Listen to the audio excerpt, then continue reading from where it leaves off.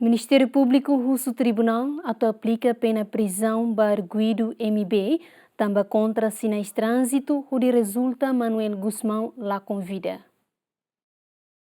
Tribunal Judicial Primeira Instância de Licestane realiza processo de julgamento do crime homicídio negligente, nebe acontece a ponte my friend e a loron runulu resinen fulang março tina rinho rua runulu resintolo. Tua acusação Ministério Público e a horas tuku sanu resin rua kalan, arguido husi direção ponte my friend, halai contra sinais trânsito ba direção memori, no momento arguido conduz motorizada ne la ia lampu, no arguido la usa capacete, no halai ho velocidade macas. O acto arguido niane, só que motorizada nebe conduz husi vítima Manuel Gusmao, nune resulta vítima lakon vida. Ho nune Ministério Público acusa arguido ho crime condução perigosa, crime condução ho álcool, crime condução sem carta no homicídio negligente. Antes de sala julgamento arguido MB hatetemba tribunal kata, momento ne nia ho condição lanu no husi acontecimento ne mos resulta nia hetankane grave e a parte ain lima no ulun nune nia mos halau tratamento durante fulantolo e hospital nacional.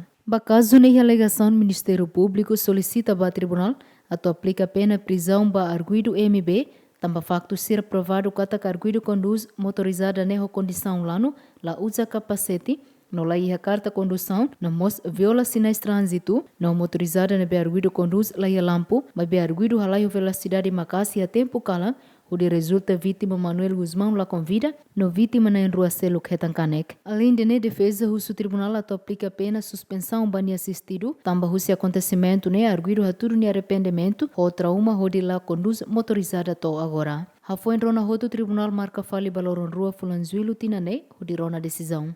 Santina de Jesus, Dilma Suzeti, GMN.